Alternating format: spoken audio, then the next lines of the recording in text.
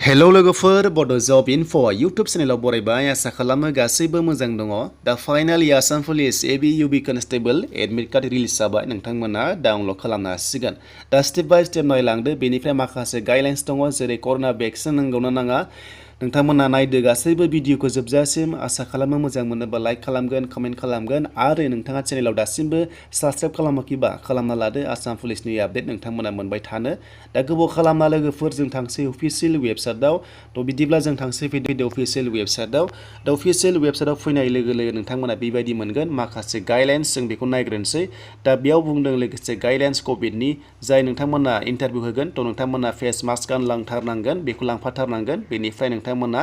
social डिस्टेन्सिं बेखौ फल' खालामनांगोन कभिडनि बेनिफ्राय आरो नोंथांमोना आखाइखौ सुनांजोबनांगोन जेब्ला हाबगोन फिल्डआव अब्ला आखाइ सुनांगोन एबा नोंथांमोना सेनिटाइजार नोंथांमोना लागायनांगोन थ' बेखौ मोजाङै मोजां लगायनो थिनदों आरो कभिड-19नि माखासे प्रट'कल्स थ' बेखौ जोङो फल' खालामनांगौ स' बेखौ दोनथ'बाय बेखौ बयबो मिथिखायो नोंथांमोना फल' खालामबानो जाबाय अब्लासो नोंथांमोना फिल्डआव हाबनो मोनगोन एबा एन्ट्रि जागोन थ' बे जाबाय दानिया लोगोफोर भेक्सिन स' बेयाव लोगोफोर भेक्सिन नाङा नोंथांमोना गोबां सानदोंमोन भेक्सिन नांगौ नामा थ' फाइनालि भेक्सिन नाङा नोंथांमोना भेक्सिन लानाङा थ' बेखौ जेबो लानांला नोंथांमोननि थाखाय बे इम्परटेन्ट नङा भेक्सिनखौ लानाङा नांलायथारा बेखौ आरो जायफ्रा दङ मोजांनि खोथा नोंथांमोना सार्टिफिकेट लांफानो हागोन नाथाय लांफायबाबो जेबो बेनिफिट्स गैया नोंथांमोना बेयाव जास्ट नोंथांमोना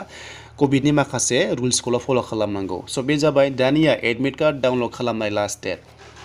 थ' बेयाव एडमिट कार्डआ नोंथांमोनाथ' डाउनलड खालामनो हाखाबाय जाय नोंथांमोना गासै बे होनाय डिस्ट्रिक्टआव दङ जेरै 15टा डिस्ट्रिक्ट्स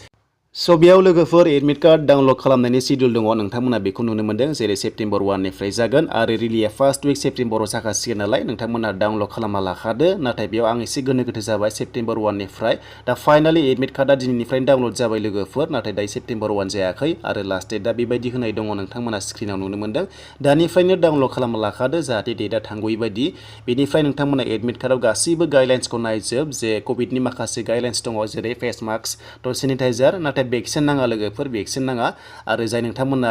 रानिंआव थांगोन गासिबो अरिजिनेल डकुमेन्ट्सखौ लांफानांगोन जेरै कपि खालामनांगोन फट' लांफानांगोन बेनिफ्राय आरोबाव आइडि प्रुफ मोनसे लांफाथारनांगोन जेरै पेन कार्ड नङाबा आधार कार्ड नङाबा ड्राइभिं लाइसेन्स नोंथांमोना जायखिजाया लांफानो हागोन थ' नोंथांमोना बेखौ मोजाङै मोजां फरायबानो जाबाय आरो बेनिफ्राय जों थांसै दानिया नेक्स्टआव माबोरै एडमिट कार्ड डाउनलड खालामनांगौ नोंथांमोना प्रसेसखौ नायलांबाय थादो बेनिफ्राय नोंथांमोना भिडिअखौ गोसो होना नायलां जाहाथे नोंथांमोना सोमब्र'आ एडमिट कार्ड डाउनलड खालामनायाव दा बिदिब्ला जोङो डाउनलड खालामनाय अपसनाव फैनोसै बेयाव मा नांगोन नोंथांमोना माखासे हेल्पलाइन नाम्बारबो मोनदों जुदि एडमिट कार्ड डाउनलड जायाबा नोंथांमोना कल खालामनो हागोन बा नोंथांमोना इमेल खालामनो हागोन आरो दानिया फैदो जोङो डाउनलड खालामसै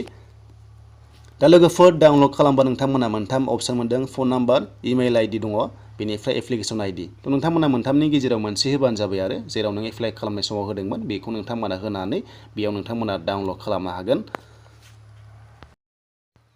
दानिया लोगोफोर आं सासे केन्डिडेटनिखौ बेयाव लगइन खालामसै लगइन खालामनानै आरो माखासे प्रसेस थाबावो दा बेनो जाबाय नोंनि मबाइल नाम्बार एबा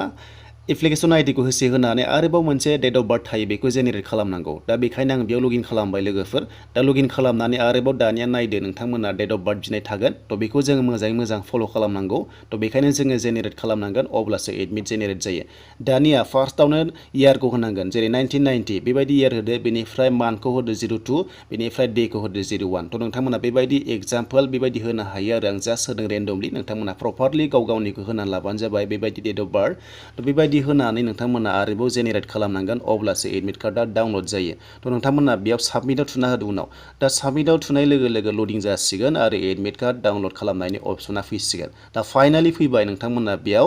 डाउनलड खालामना लानो हासिगोन आरो बेखौ नोंथांमोना मोजां प्रिन्ट खालामना लादो आरो नोंथांमोना इमेलावबो दोनना लाबानो जाबाय नङाबा ड्राइभआव दोनना ला आरो नोंथांमोना बेखौ डाउनलड खालामनाय अपसन बेबायदि डाउनलड खालामना लादो स' लोगोफोर बेनिमोन प्रसेसा आसाम पुलिस एबि इउबि कनस्टेबल आरो गुबुन डिस्ट्रिक्टना जेब्ला फैगोन आं नोंथांमोन थाबैनो आपडेटखौ होगोन बेनिखायनो नोंथांमोना चेनेलाव नायबाय थाबानो जाबाय आरो जाय नोंथांमोना दासिमबो साबस्क्राइब खालामना लायाखै खालामना लादो बेबायदि गोदान आसाम पुलिसनि आपडेटखौ नोंथांमोना मोनबाय थानायनि